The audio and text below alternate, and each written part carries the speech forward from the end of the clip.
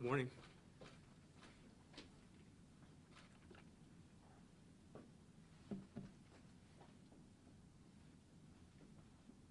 So the Albany Police Department is committed to transparency and sharing of information with the members of the public, particularly during incidents of high priority. And this is an example of that commitment to transparency. We'll be releasing portions of video from yesterday's event in a very short time frame after the event itself. So I'll show you 4 portions of video.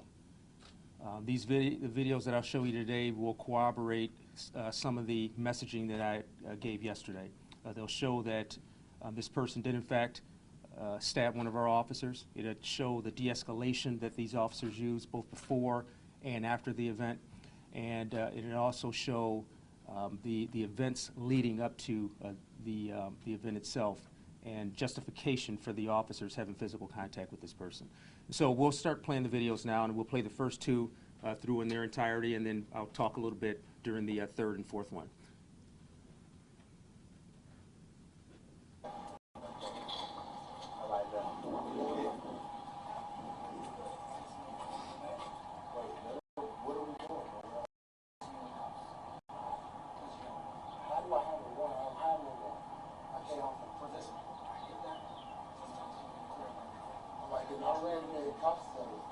I'm not paying unruly or anything. That's our policy. No, I'm not going to cuffs.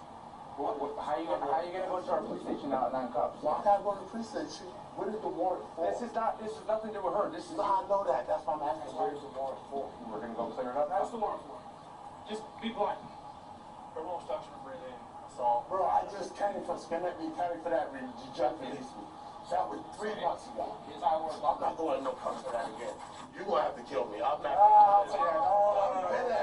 Bro, I've been good all this time. I'm telling you, I just wait for that and they let me go through the judge, bro. You gonna make a phone call. I'm not going that way.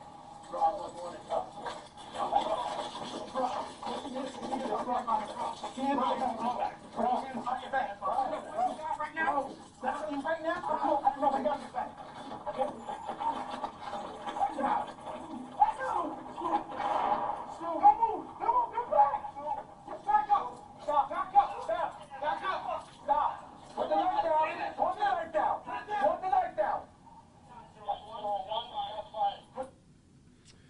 All right, so that's the view from one of the officers there. Now we'll show another clip that shows the incident from another body-worn camera. But let me just give a little bit more context before we go into the second video. The officers, again, they were there for a domestic violence incident. They arrived there and they were on scene for, I believe it was close to an hour. And during that period of time, they were helping this gentleman get items from inside of the apartment that he was in, taking them outside of the apartment so that he can go someplace else. And up until that point, the encounter was cordial. And you can see from the officers talking with the person that there was nothing confrontational up until that point. And another key point, and we'll see this a little bit more in this next video that you'll see, the officers did not have physical contact with that person until he put his hands inside of a pocket in the sweatshirt that he was wearing.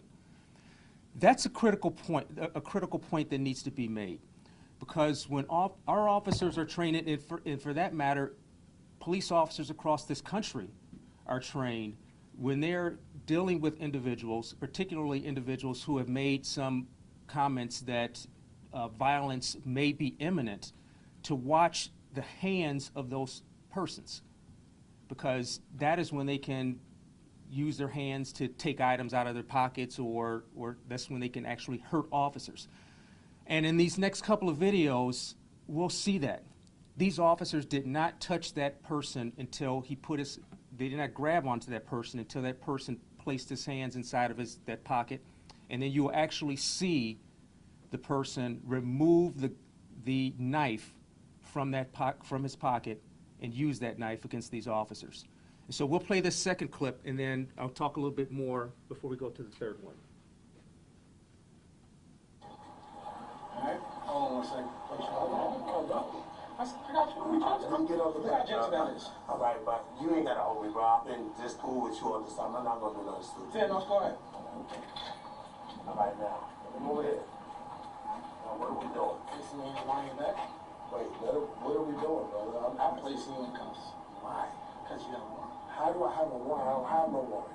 I came home from prison. Listen, I get that. Sometimes people don't clear up everything. I'm like, if I don't want to be in cuffs, tell it. I'm not being unruly or anything. That's our policy. Yo, I'm not going in cuffs. How you gonna go to our police station now at 9 cuffs? Well, I gotta go to the precinct. What is the warrant for? This is nothing to do with her. This is Yeah, I know that. That's why I'm asking. What is the warrant for? We're gonna go clear it up. What's the warrant for? Just be blunt. Criminal obstruction of breathing. So. Bro, I just came from Schenectady County for that reason. The judge released me. Shot with 3 months ago. Here's how it works. I'm not going to no cops for that again. You're going to have to kill me. I'm not going to bro. I've been good all the time. I'm telling you, I just went for that and they let me go through the judge, bro. You can make a phone call. I'm not going to cops. Bro, I'm not going to cops. Yo, bro.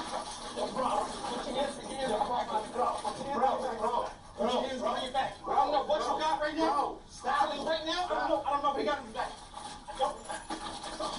Watch out! Watch out! Don't move! Don't move! Get back! Just back up! Back up! Back up! Don't worry about it. Put it down. Put it down. 201. Shots fired. Put the knife down. Put the knife down. Hurry up! Put the knife down now! 201. Shots fired. Put the knife down. Put the knife down. Choice is yours. Choice is yours. Choice is yours. Put the knife down. Put it down. Put it down now. I want to render aid. Put the knife down. Put the knife down. Put the knife down. Put the knife down, sir.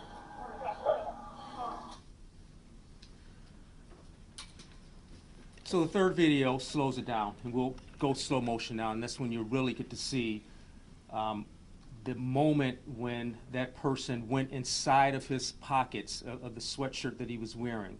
And you'll also be able to see even more clearly the knife that was used, and you actually see the person swinging at the officer at that point. Now there's another video that we're not showing right now because it's too graphic at this point, and out of respect to the officer and others there. We're not showing that one at this moment, but that is the actual video that shows the officer's wounds that he sustained in this incident. And is again, it was just a very graphic wound, lots of blood, and so that one we actually are not showing. But the next one that I'll show will show the actual incident in slow motion. And again, it'll show the moment when this person reached inside of his sweatshirt and took out the knife.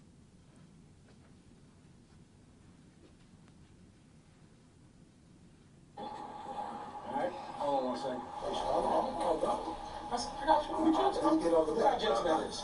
All right, but you ain't got to hold me, bro. I've been just cool with you all this time. I'm not going to do nothing stupid. Ten, let's go ahead. All right, now. Come over here. Now, what are we doing? Placing you in line back. Wait, what are we doing, brother? I'm placing you in cuffs. Why? Because you got a warrant. How do I have a warrant? I don't have no warrant. I came home from prison. Listen, I get that. Sometimes people don't clear up everything. I'm like, if I don't want to be in cuffs, tell it. I'm not being unruly or anything. That's our policy. Yo, I'm not going in cuffs. How you gonna go to our police station now at 9 cuffs? Well, I gotta go to the precinct. What is the warrant for? This is nothing to do with her. This is Yeah, I know that. That's why I'm asking. What is the warrant for? We're gonna go clear it up. What's the warrant for? Just be blunt. Criminal obstruction of breathing. So. Bro, I just came from Schenectady County for that reason. The judge released me. Shot with 3 months ago. Here's how it works. I'm not going to no cops for that again. You're going to have to kill me. I'm not going to bro. Okay, key point here. He mentions, you are going to have to kill me. I am not going in cuffs. And the officer's immediate reactions were to diffuse, de-escalate. We understand that now this person is quite tense. And we know that there is an open and valid warrant out of our city for this person. And despite that, and despite his level of anxiety at this point, these officers are still in de-escalation mode at this point. Go ahead, Steve. Good all this time. I'm telling you, I just wait for that and they let me go through the judge, bro. You can make a phone call. I'm not going to car. Stop it there, Steve. This is another key point right here. This is when things were cordial for the most part at this point. Yes, he's quite tense. And the officers had not made any physical contact in terms of arrest type of physical contact with this person. Here is when this whole encounter changed. At this moment, the person puts his hands inside of the pocket in his sweatshirt. That is a signal to officers anywhere, when any sorts of incidents like this, that danger is perhaps imminent. And this is when officers are on high alert, when anyone under these circumstances do what this person did, because he in fact was going inside of that pocket to take a knife out, to harm the officers. And so what you see next is the officers doing what we train our officers to do. When we're in a situation like this, tensions are a little high, and a person just unexpectedly puts their hands in their pockets, our officers are trained to gain some sort of control to protect themselves or others. And in fact, that's exactly what this officer did. Stop it there, Steve. That is at that point is really the first time that the officers in a custodial type of interaction with this person took some action. And that officer did exactly what we train our officers to do. He went inside of his pocket. Officer reached over to gain control of that person's arms and hands in case that person had a weapon and was planning to use a weapon against an officer. And again, it turned out that that is exactly what happened in this case. And here's the piece right here where the person is taking the weapon out. And as you can see there, it's the blade at that point is not out. There's some sort of a mechanism that engages and releases the blade, and you'll see in another few frames here the actual blade once it's out. But this is the moment when that person is taking the knife out of his pocket.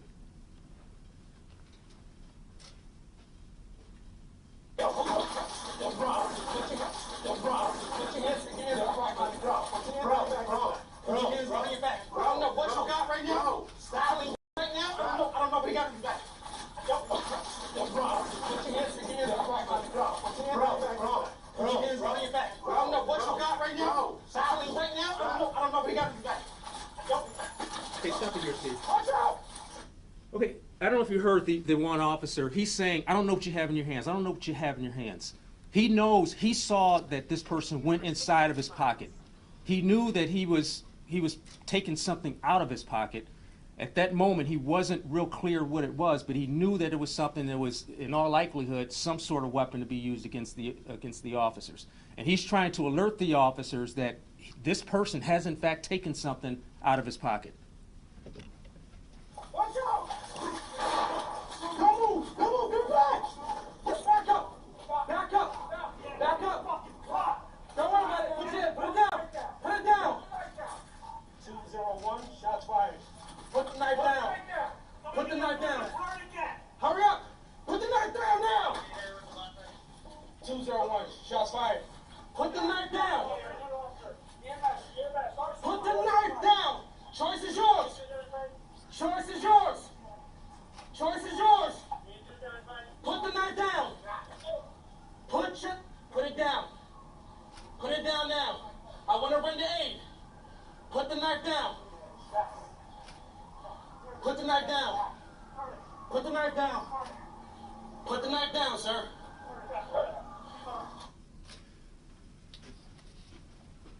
The officer is saying, I want to render aid. He's trying to de-escalate it even more.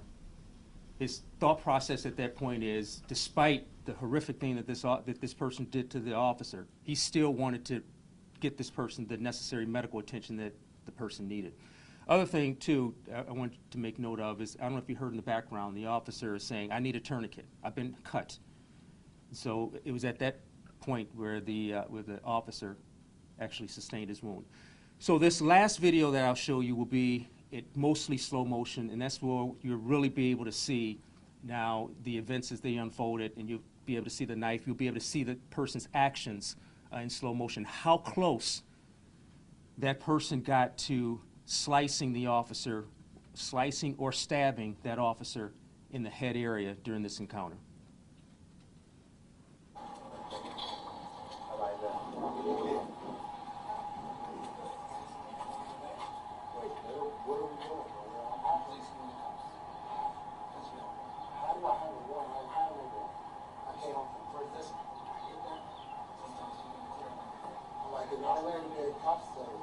I'm not being unruly or anything. I'm not going to cops. How you gonna go to our police station now at 9 cops? Well, I gotta go to the police station. What is the warrant for? This is nothing to do with her. This is. No, I know that. That's why I'm asking, where's the warrant for? We're gonna go clear it up. That's the warrant for. Just be blunt. There won't touch no breathing. Bro, I just came from Schenectady County for that. The judge released me. That was 3 months ago. I'm not going to no cops for that again. You're going to have to kill me. I'm not going to say that. Bro, I've been good all this time. I'm telling you, I just went for that and they let me go through the judge, bro. You want to make a phone call? I'm not going that way. Bro, I'm not going to cops.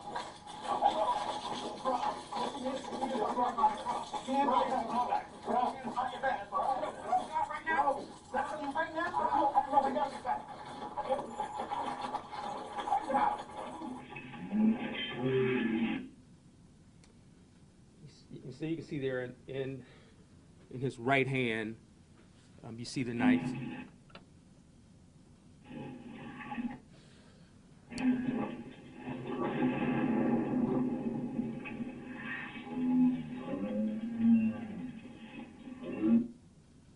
Now, at this point, he's already been shot, and you can see he's still in attack mode on the officer, and in fact, he will attempt to stab the officer a second time, and watch how close he gets to the officer's head this second time.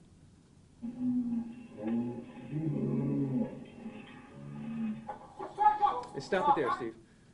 And when I mentioned yesterday about the extraordinary amount of restraint that was used by the officer that fired the weapon, this is an example of that.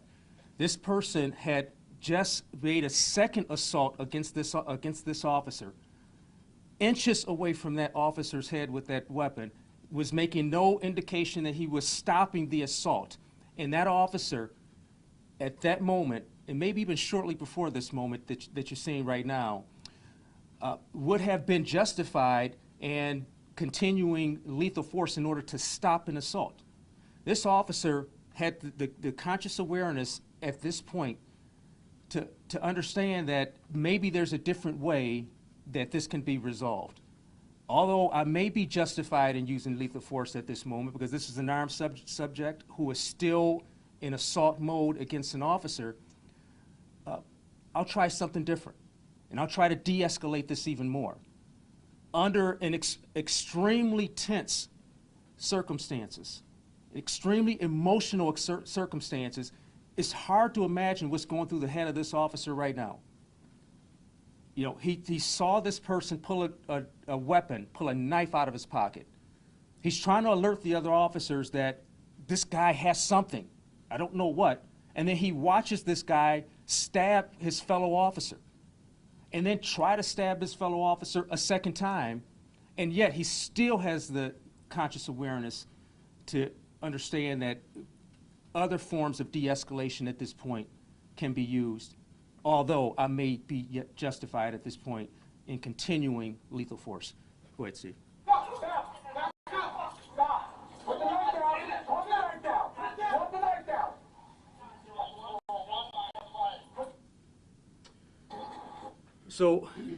16 seconds from the time that those officers put hands on that subject, when he put his hands inside of the pocket in his sweatshirt, It was 16 seconds from that point until they were de-escalating and attempting to get that person to go down and release his weapon.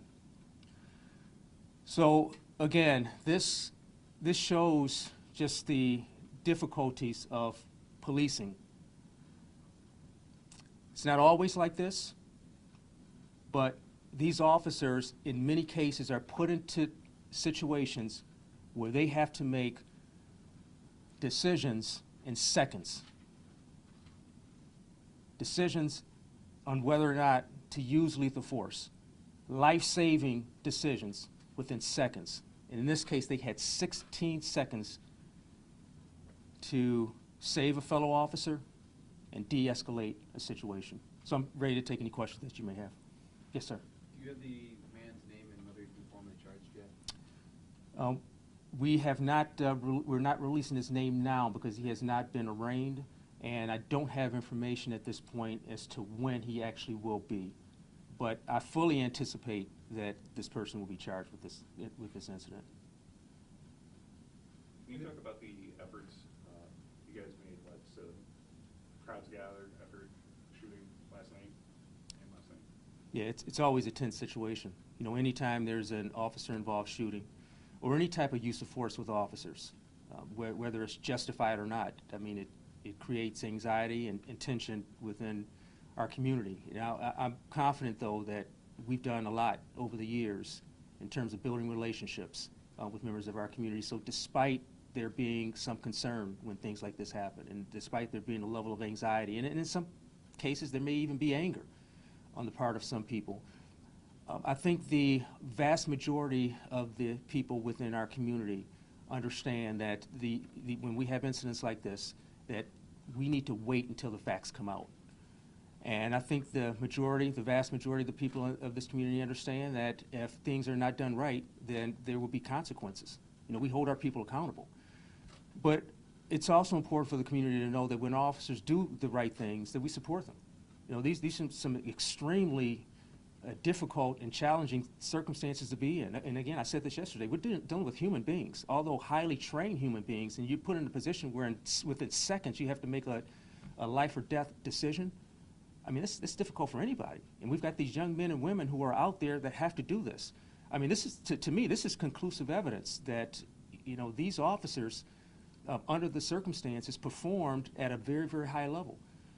And quite frankly, I'm very, very proud of the way those officers handled this situation from the very start until the very end, rendering aid. We heard this officer after there was an officer-involved shooting, after this person had brutally stabbed an officer, tried to kill a fellow officer. You had an officer who tells him, "Put your weapon down because I want to render aid." I mean, how professional is that under such stressful conditions? Was that officer able to render aid before other responding officers came to the scene? Not until other officers came, and not until he released his weapon. This person had already demonstrated that he wanted to kill or severely injure an officer. And so we wanted to make sure that it was safe for any responding officers to render aid to do so. And but the intent was absolutely there. You know, he's very clear. Drop your weapon, I want to render aid. And in fact, when he dropped his weapon and released it, aid was immediately rendered to that person. Chief, you seem to indicate that whatever incident your officers were referring to for a warrant that had been cleared up out of Schenectady County, is there any clarification whether those are two separate incidents, or are they the same? I believe he was getting it confused with something else. The warrant that we were referring to, that we explained to him very calmly and very cordially and in a very non-confrontational way, that is a warrant out of our city. And it's a valid warrant.